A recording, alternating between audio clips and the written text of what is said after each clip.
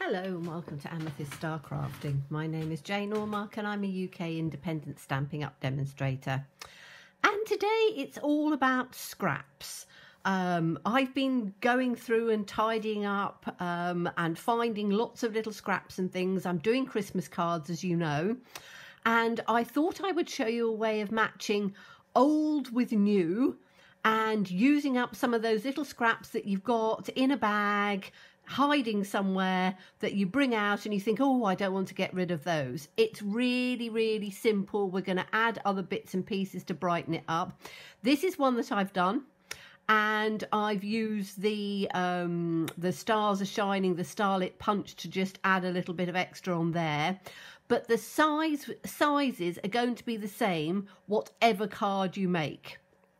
So you need to get some scraps which are going to be 3 inches in length, which will fit on your card landscape wise. If you want to do it portrait, then just measure them a little bit longer, but basically measure them the length of or the width of your card and take off about 1/4 inch on either side.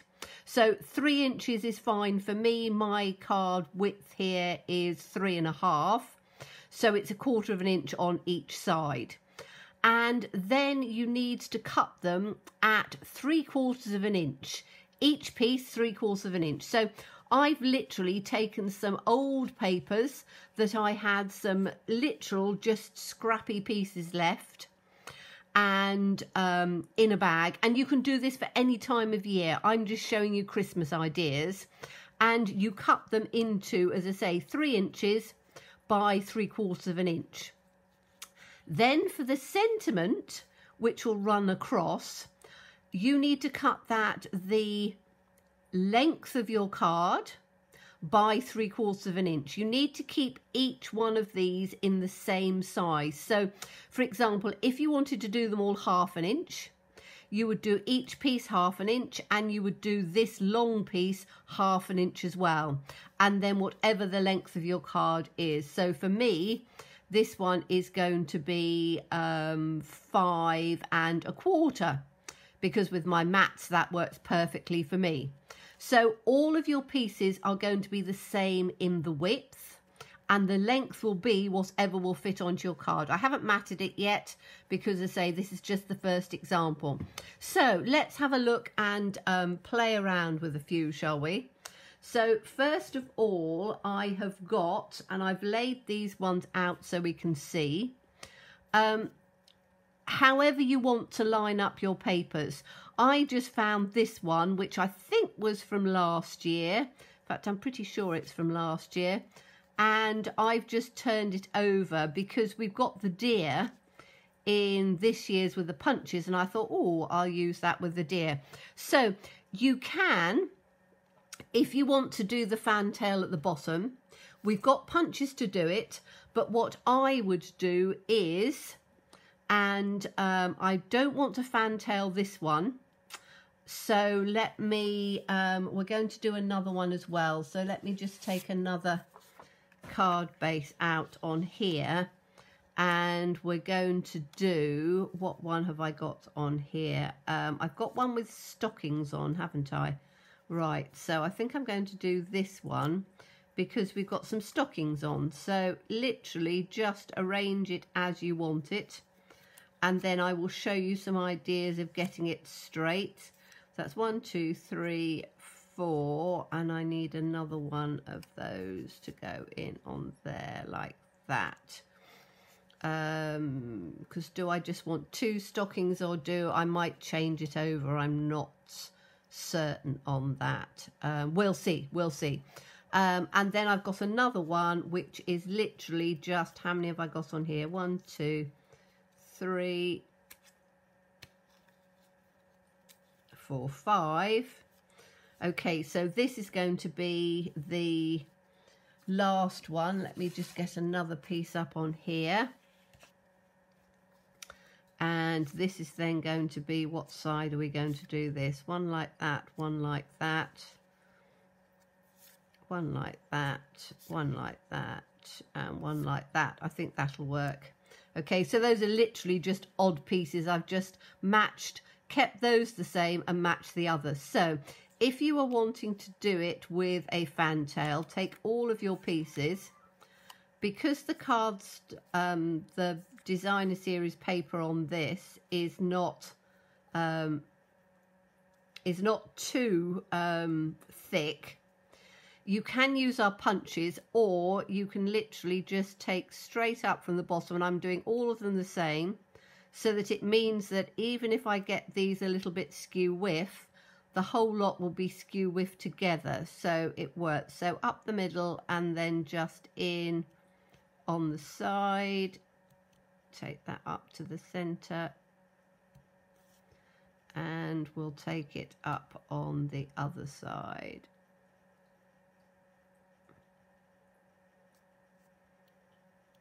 So you can just make sure that each one is the same because you're doing them all at the same time. Okay, so are they pointy? Yes, they are. Get rid of those little scraps. And then you've got your little flag tail without having to use, oh, I've got two together, without having to use, you know, punches or anything like that. So that's 1, 2, 3, 4, 5. Okay, so that's quite fun. So we're going to glue these all down to start off with, and then we can see on our designs and things how we're going to do it. So this is the flag tail one. Now I did with this one, I tried to do it in the center. You can measure this, you know me, I'm not one for particularly measuring, and I like to just eyeball things. So with this, the easiest way, I think, and I don't know because the first one wasn't straight, is I'm going to do this end first. So I want a reasonable gap between there and the top, and we'll have that down like that. Okay, then I'm going to do the other end because I want to have the ends equal. And I think if I have the ends equal, then if the center is not quite right, it won't look as odd. So I'm going to put this one down on this end. And again, I'm trying to sort of line it up, eyeballing it more than anything else. So let me just turn it up that way. And I think those are right. You can use the grid paper and sort of line it up a bit with that. So I'm then going to just eyeball this on here. And then we'll turn this in on here. You have to excuse my phone going off. I've got it in another room. But it just sometimes, I get a lot of sales calls which are very frustrating. So put this one in on here, try and line my top up. And again, you know, if you're not completely accurate with things, it doesn't matter that much. You know, as long as it looks, it's not completely awry. And the first one that I did was completely awry because I started it in what I thought was the center, and that didn't work very well at all. So let's just make sure that that's roughly about the same. Slide it up. This is one of the good things about wet glue. You do get a little bit of time to sort of slide it. Then we're going to stick this one in the middle, and I think that that will work the best. So this is the one that I'm just doing with the fantails. And we'll get this one in the middle of here. And I say, this is why I like wet glue, because you can sort of sneak and ease it up a little bit. Okay, so that's that one. Oh, it's going to be a noisy one today. My dog's just making noises. Then I wanted to do these ones, and I'm going to do them quickly, and I'm not doing any fantails and things on this one. So again, really quickly, let's see how quickly we can do these ones. So we're going to have this on this side, and I think it's probably easier if you haven't got a fantail, because you can sort of just line it up fairly straight. So one in on that side, one in on the other side.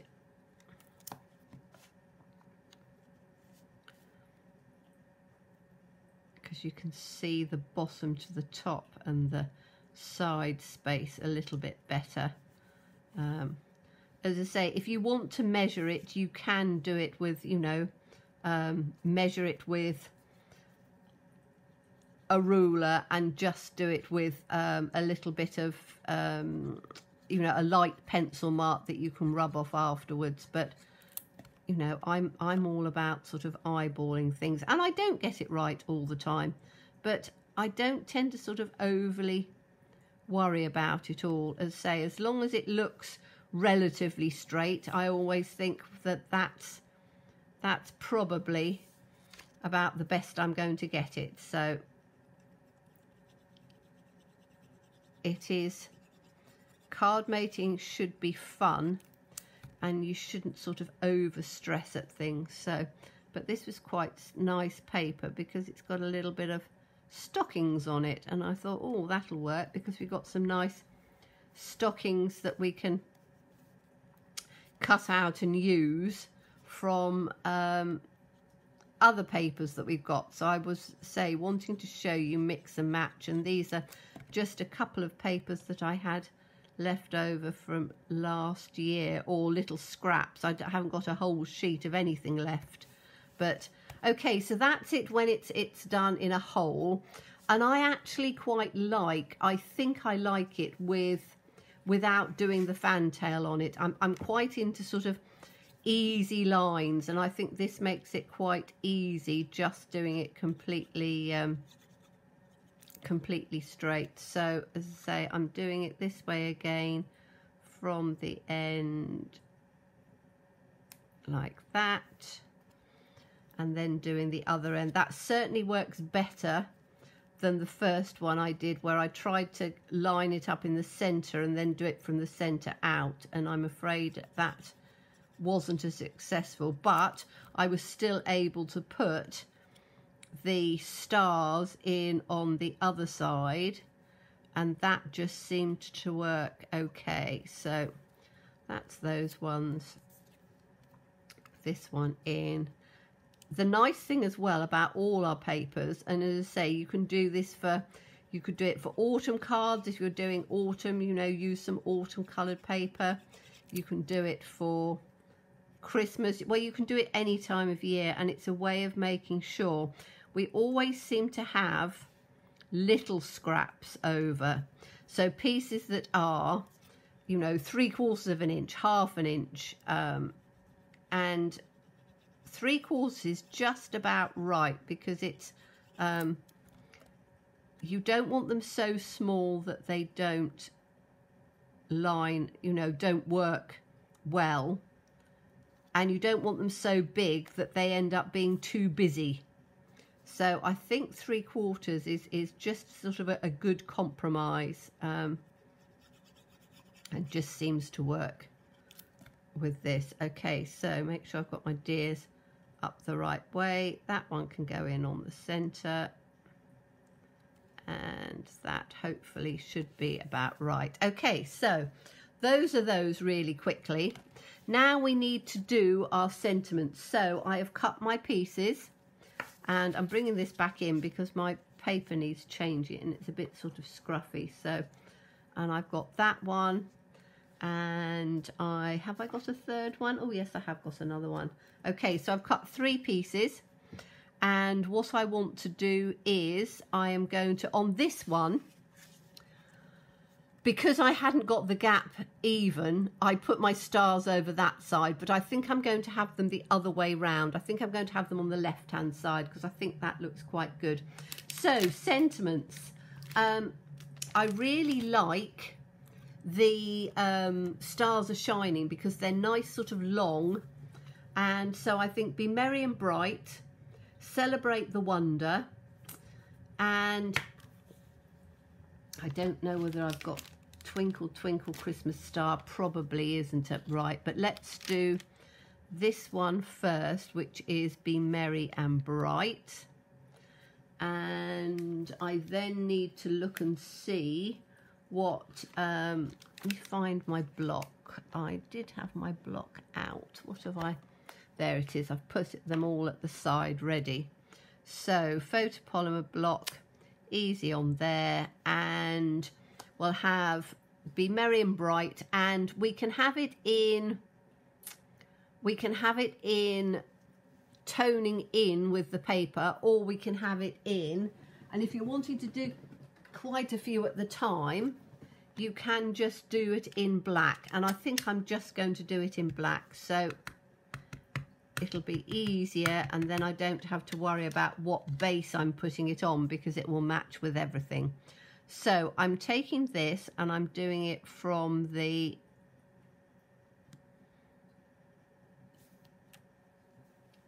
right hand side on this one. So that's a Be Merry and Bright.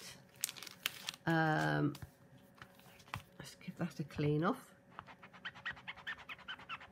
And I say, choose whatever sentiment you want. You want something that's reasonably good size so that it stands out quite well. And let's have a look at this one. Celebrate the Wonder. I don't think I've used that one. There we go. So if you have a one that's sort of long like this, try putting it down at the bottom first and let it relax, and then pick it up with your block. Okay, so I'm just going to ink that one out and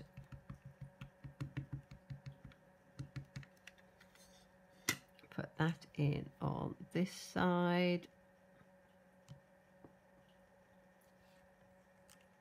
That's Celebrate the Wonder. I do like the font on these ones. I think they're ever so pretty. And we could probably have Twinkle Twinkle Christmas. I just love that. I think Twinkle Twinkle Christmas Star is lovely. Even though I probably haven't, I've used the star one for the other one, but I don't think it'll matter too much. I just think it'll work. And it saves me going into another stamp set. You know, you can use what you've got. This is what it's all about. I think from talking to a few of my crafty friends, you know, Christmas this year is more of a frugal time. I think people are being more cautious with their pennies and you know what they're spending on, and to try and use things that you've already got, or using up scraps and things, you can still make wonderful, beautiful cards without breaking the bank all the time. And I think, you know, we're all guilty. Me as a demonstrator, I'm guilty of turning around and looking at a new catalogue for my pre-order and going, oh, I want it all. And then I have to turn around and rein myself back in and turn around and go, okay, what am I going to use? How much am I going to use of it? And, you know, is it something that is going to be used again and again, rather just in little pieces? So we've got these three that we've done, and we can then have, let's do the first one I'm going to do is the one with the deer. So I need to find a base, and again I've got different bases cut in different colours, all greens, but different sort of tones of greens, because some things have retard and some haven't. But to offset it, I'm going to, this one we're going to have Celebrate the Wonder. So this is going to come right the way across like that. I've then just punched out one of our deers in the metallics, and I'm going to put that in on that side. But I want to add a little bit of something as well. So I've got, you can probably see some of the bits at the side of my screen. I'm going to use this, which is the solid. That's going to look nice, isn't it? Okay, so I'm going to put this on first. Let's take this off the base. I'm going to put this on first, which is the sentiment.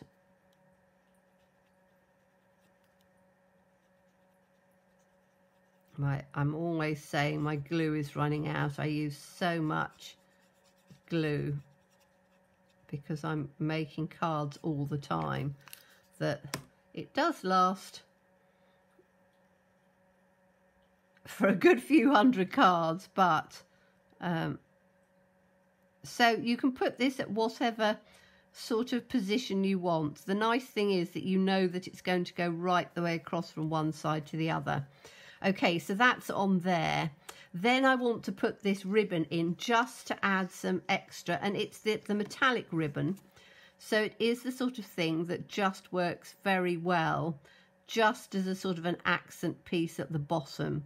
So I'm going to do it about to there. I don't want it too heavy. This ribbon does fray, so allow just a little bit more because it's metallic. And then I'm going to put this across on here. I need to get some of my tape runner. Let me have a look and see. Make sure I've got a full one. That's a full one. And then all I'm going to do is I'm going to run some of the glue just down on here. Don't need to have it all the way. I'm just running it sort of across, because then you don't have to waste it all. Make sure you've got it on the corner, and then we can put this across. So let me just put that straight across on there.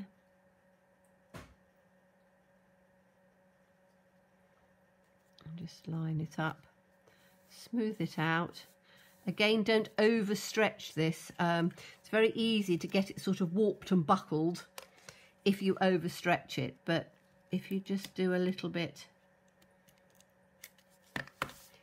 in on one side, then you can just tuck the edges in like that. That's that one. Put that on there. And then I'm going to have this one up with dimensionals, and he's just going to go across like that, up at sort of a jaunty angle. So that gives us another one, which I think looks quite pretty in on there. And then I'm not gluing them all in because that'll take extra time, but I will show you them sort of all balanced, as it were. Then I've got the one with the stockings, which I thought was quite fun. So we've got stockings at all sorts of angles, and I think I'm going to have Be Merry and Bright on here. So we can have that, that's going to go right the way across on there. And let's just glue that down.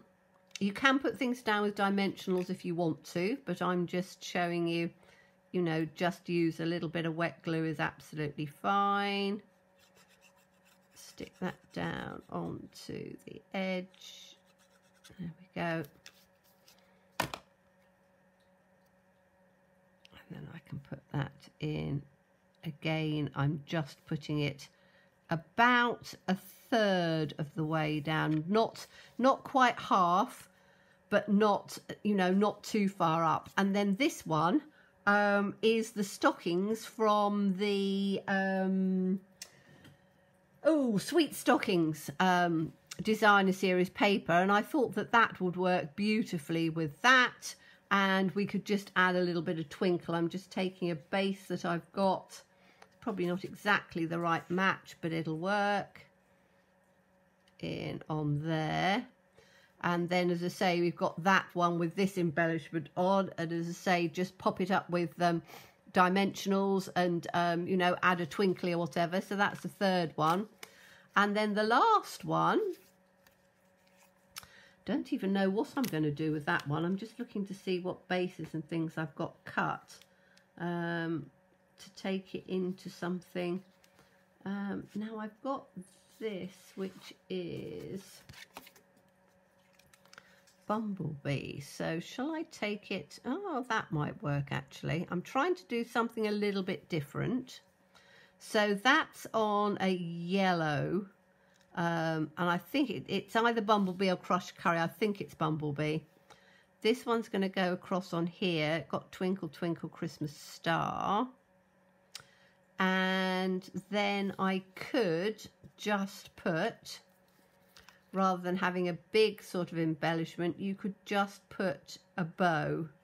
So let's see if we can do, probably not a chance of me tying a decent bow on camera, but it gives you just another idea. So let's take this, it's going to go across on here, one side to the other.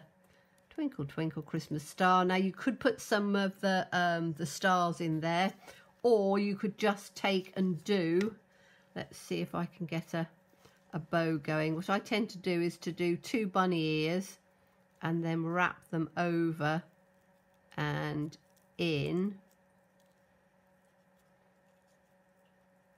If I can get them in and out of that little piece in here. Come on. And then you just pull it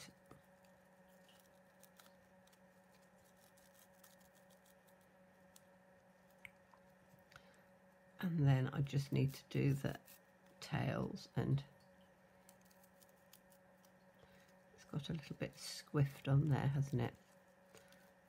Let's pull the tails down, pull it up a little bit, and it gives quite a nice little, I always do it on the spool because then I'm not wasting anything, but I think that will probably be about, yes, that'll look lovely. Okay, so take that, cut my tails in across that way, cut my tail in across on that way, and then we can just put that in on there, and that just adds a beautiful sort of twinkly bit on there. You could put some tiny little stars or something in there to add it for the sentiment, but if I bring them out from a very, very simple, just little scraps of paper, pattern paper with sort of a bit of a Christmassy feel on, you can make all sorts of different card ideas. So these are the ones that we've done. Let me just tuck them back in. So this one has got the stocking in on there. That's just got a bow on. This one had the twinkly stars, which is from the Star Punch. So you can use a punch or something like that. And then this one had the deer from the Deer Builder Punch. So you've got 4 different ideas, different feels. Make a whole set of them, pop them in a box, and they make very quick, simple, easy Christmas cards. So I hope you enjoyed that. As always, please stay safe and well. Please be kind. Look forward to seeing you soon. Bye-bye.